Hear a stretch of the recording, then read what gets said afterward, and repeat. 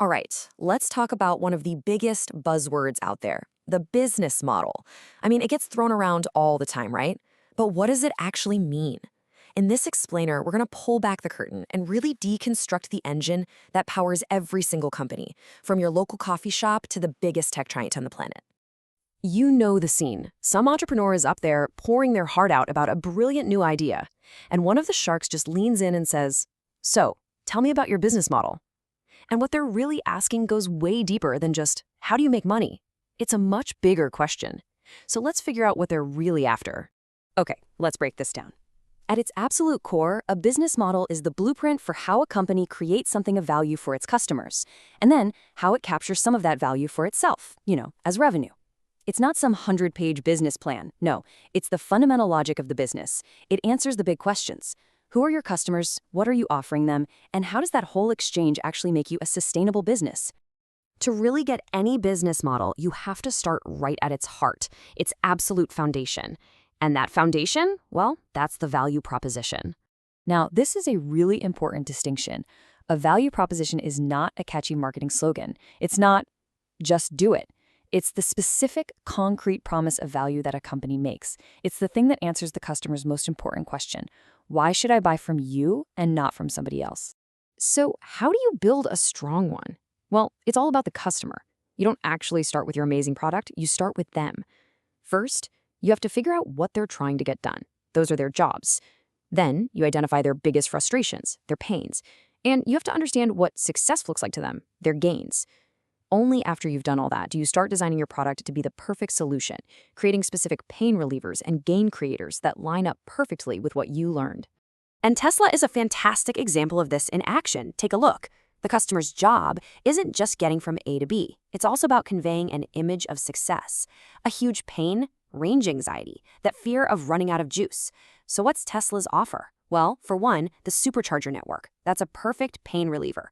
And the customer's desired gains? They want to feel unique, be sustainable, have incredible performance. And boom, Tesla delivers, with gain creators like cutting-edge design, that brand prestige, and autopilot. See how everything on the right is a direct answer to a need on the left? That's a great value proposition. But here's the thing. Business models can't just be set in stone. They have to evolve. Take this quote from GE's former CEO. GE used to just sell, well, stuff. Jet engines, fridges, you name it. But they had this huge realization that the real value was shifting. It wasn't just in the physical engine anymore. It was in the data coming from that engine's sensors. So they totally transformed their business model from just selling products to selling outcomes, like guaranteed uptime for an airplane, all powered by data. Now, in our modern economy, almost all business models fall into one of two major categories. And if you get this distinction, you'll understand so much about how business works today. Let's look at pipes versus platforms. Okay, this slide breaks it down perfectly. A pipe is that traditional linear model. Think of a water pipe. A company makes something, a car, a TV show, and pushes it one way, down the pipe to the customer. Value flows in a straight line. A platform, on the other hand, is completely different. The company doesn't create the main thing of value. Instead, it builds a space, like a town square, where users can connect and create and exchange value with each other. The value comes from the network itself. Netflix is the perfect example of a modern digital pipe. They produce or license all that amazing content, and then they deliver it through their service, the pipe, straight to you, the subscriber. It's a classic one-to-many business model. Now, contrast that with Etsy. Etsy doesn't make a single piece of jewelry, not one painting. Its entire business model is to be the best possible platform for makers and buyers to find each other, connect, and do business. The value is totally co-created by the community of users, and Etsy just takes a little piece for making it all possible. So which model is better? Well, the smartest companies, they use both. And Amazon is the absolute master of this hybrid approach. When you buy an Amazon Basics battery or watch a show on Prime Video, you're using their pipe model. But the second you buy something from a third-party seller on their site, you're on their massive platform. It's this incredible combination of creating their own value and facilitating value for others that makes them such a powerhouse. Okay, so with that whole pipes versus platforms framework in mind, let's do a quick fire tour of the specific digital business models you probably interact with every single day. First up, the subscription model. This one has just exploded. Instead of you buying something one time, you pay a recurring fee, monthly, yearly, for ongoing access. For companies, this is amazing because it creates predictable revenue and helps build a real long-term relationship with customers. Think Netflix, Spotify, or even business software like Salesforce. Next, we've got the advertising model. This is basically the engine that powers most of the free internet we use. The service is free to you because the real customers are the advertisers. They're the ones paying to get their messages in front of your eyeballs. And of course, Google and Meta are the undisputed kings of this model. And then there's the very clever freemium model. This is where a company gives you a basic but still useful version of their service for free. It's a great way to get a massive number of people using your product.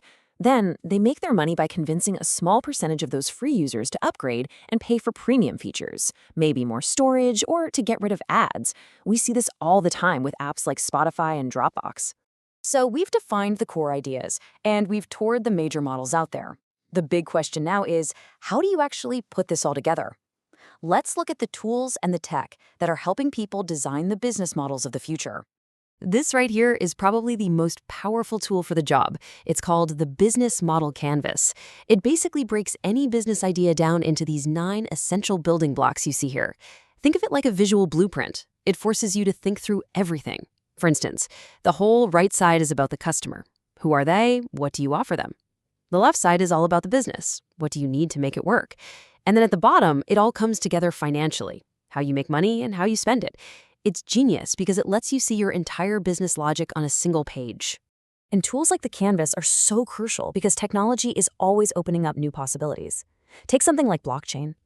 Now, blockchain isn't a business model itself, but as you can see, it's a powerful enabler for new ones. Because it's a shared, unchangeable record, it creates trust without needing a bank or a government in the middle. It could totally power new models for everything from tracking a product from farm to table to proving ownership of digital art, all by cutting out the middleman. So here's a little challenge for you. The next time you open your phone and tap on your favorite app, just stop for a second. Ask yourself, is this a pipe or a platform? Is its engine running on subscriptions, ads, a freemium model? Now that you know the building blocks, you can start to see the blueprint behind the screen. So go ahead. What business model is really powering your digital life?